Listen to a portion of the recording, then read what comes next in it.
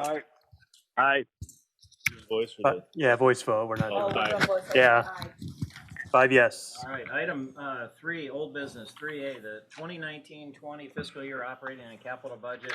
City initiated this, was continued from the February 19th meeting to wait the outcome of the local option sales tax vote. So this is a resolution to approve the budget with the implementation of the reduction in property taxes that were promised our voters as a result of the successful vote. So according to this information, our tax rate would go from $11.97 to $10.99, which is roughly an 8% reduction, Tim. Does everyone have their mics on? Be 1179.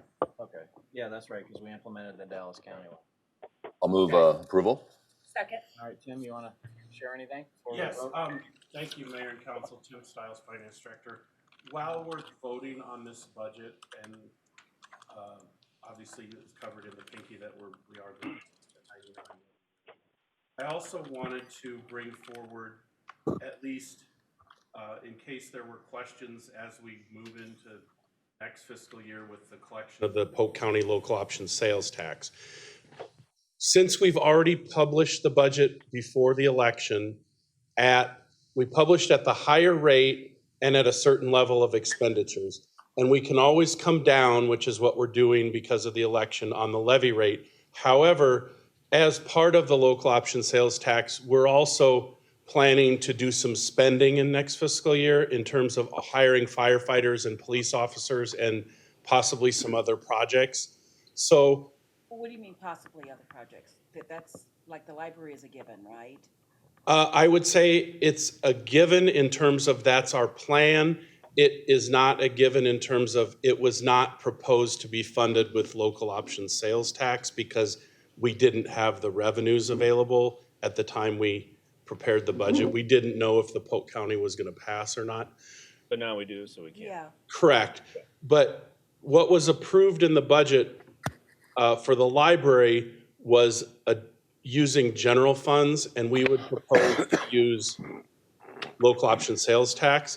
However, we can't approve an expenditure budget at this time that's higher than what we had published. Yeah. So I wanted to just plant the seed that come after July 1, we're going to want to do an amendment to include the firefighters, the police officers, and the additional project spending from local option sales tax. Okay. And I put a worksheet on the dais for you folks, and I distributed Kevin and Russ via email yesterday as well.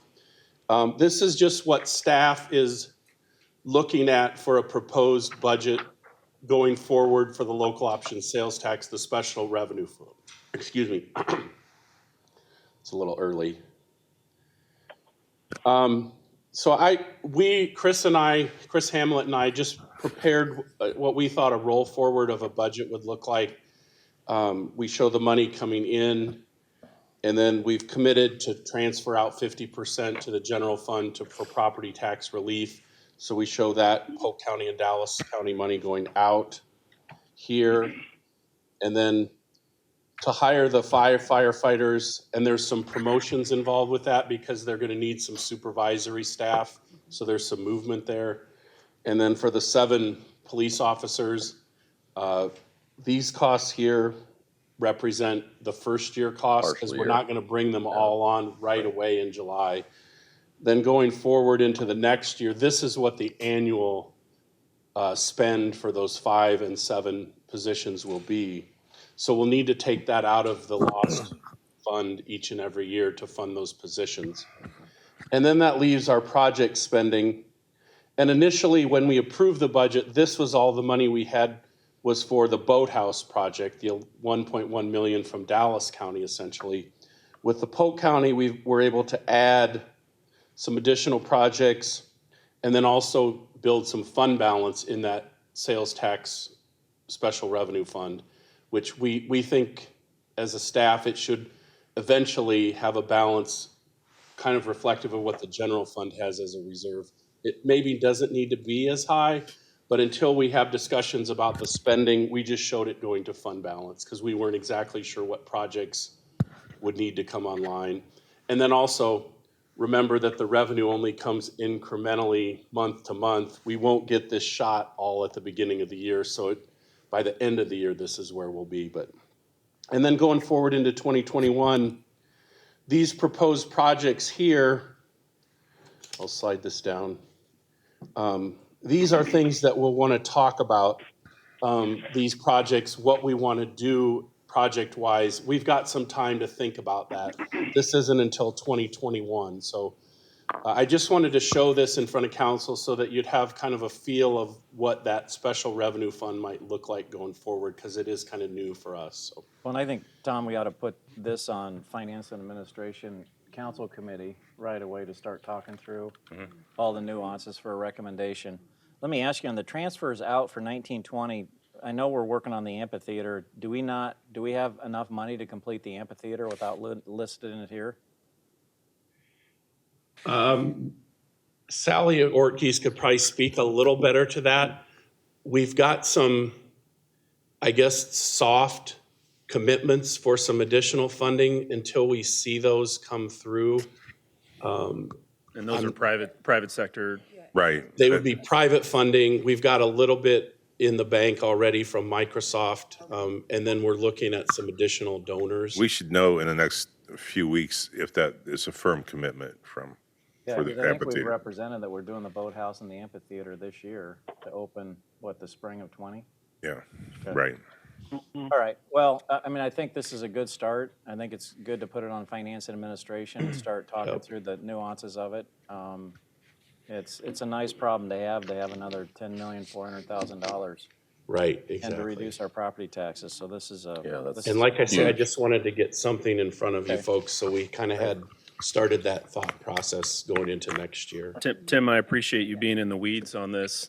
But if I'm Joe, homeowner in West Des Moines, and I live in a $200,000 house, what would the implications be going from 1179 to 1099 in terms of property It's about tax? a 6 to 7% cut in your levy rate. Now, we can't speak to two things. We don't know what the Valuation. residential rollback rate is going to be next year, Right.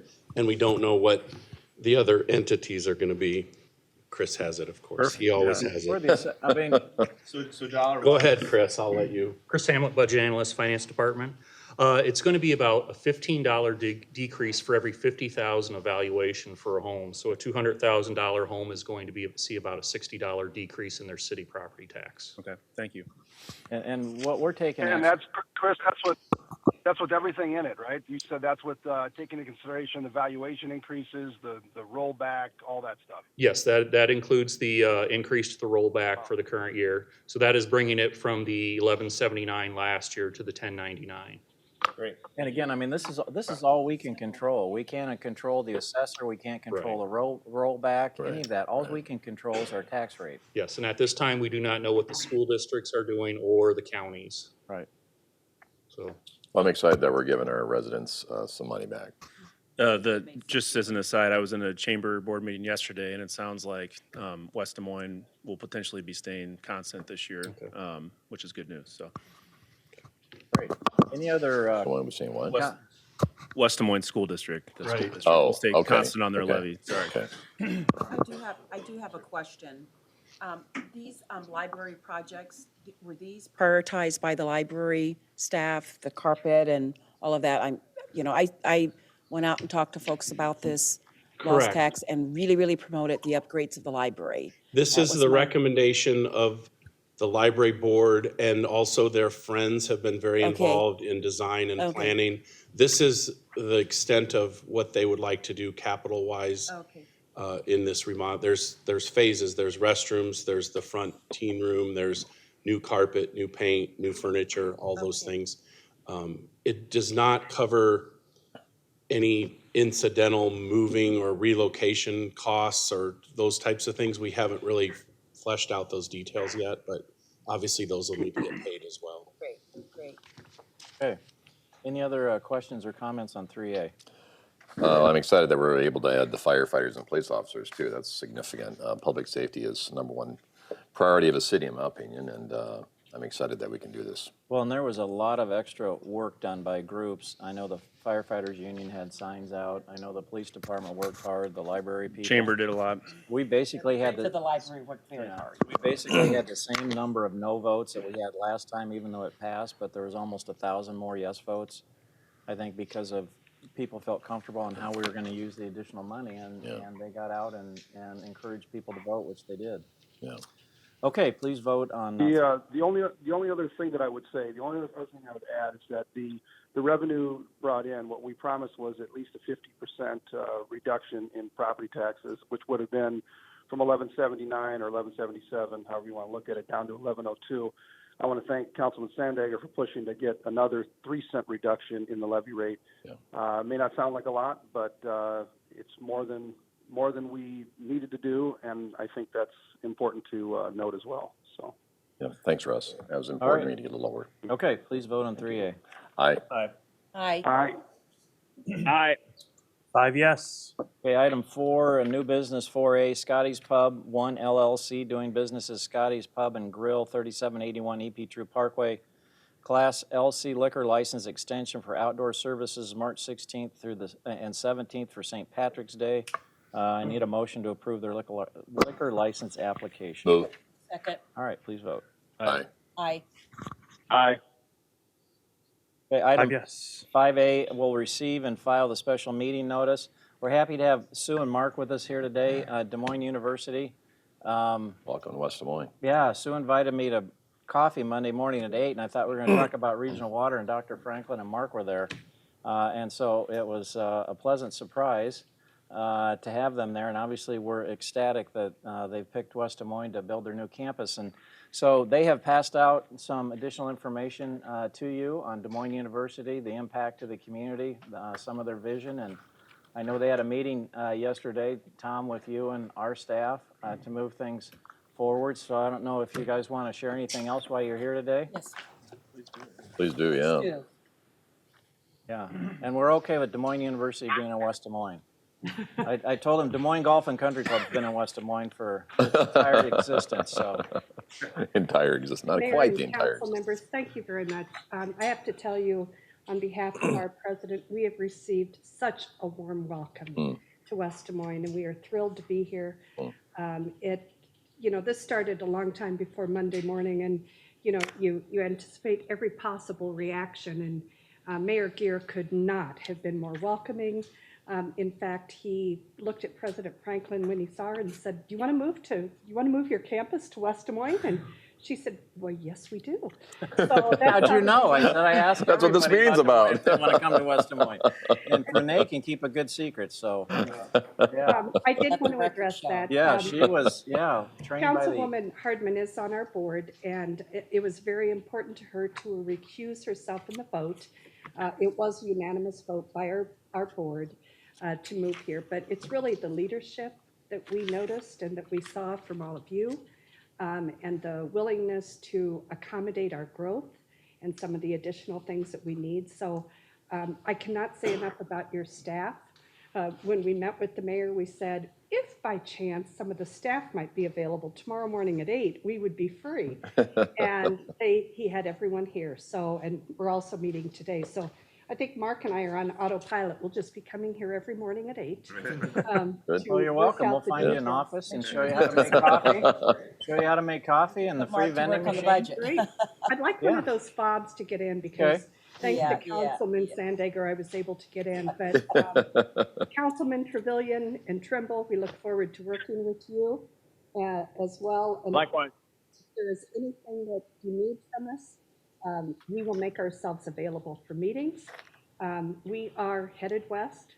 Pay no attention to some of the news media that you're seeing, because for the next 60 days, all focus is on heading west and going through what we need to on the letter of intent to ensure that our way is paved here. You're doing your part to pave, Grant, and to make a nice entrance for us. But if any of you would like to meet individually, Mark and I are certainly available, as well as President Franklin. So thank you Great. for the warm welcome. So to be consistent. That's excellent news. And I'd like to take a moment of personal privilege too to really thank the Des Moines University staff, the president and Sue and Mark, for all the work and due diligence that they've done, and really doing this in first-class way, honoring the commitment to be very respectful of where they're at and the players that they're currently dealing with, attempting not to burn any bridges, but really making the business case for growth.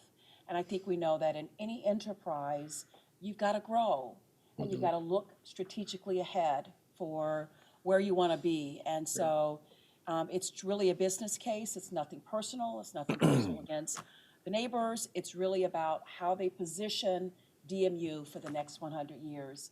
And they have done it with great foresight and great vision and a lot of work. So I applaud the leadership team.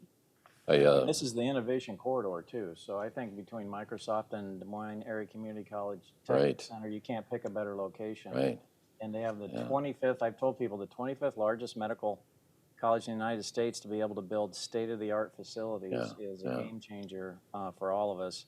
It's going to be, I said 1 + 1 = 4 or 5 in this scenario. So we can't wait to get hopefully Microsoft and DMAC and some of the other businesses that are going to take a huge interest in this at the table too. A lot of synergy. But this is going to really help that branded area continue to grow and attract hopefully more innovation from that. So this is really exciting. And I want to, I had a chance to talk with Sue for a while since we got here early. And Renee, I echo your comments. Of course, you're on the board, so you have a firsthand glance at that.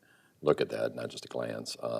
But when she was talking about the future and kind of what their vision is for what this would look like, many years down the road, healthcare is the biggest growing segment of our society, and they're positioning themselves to be the education model for healthcare, not just certain areas, but expanding that service offering for education. And I think that's very strategic and very forward thinking for the board and for your leadership, for the staff. I was very impressed just with our conversations here. So we're delighted you're coming.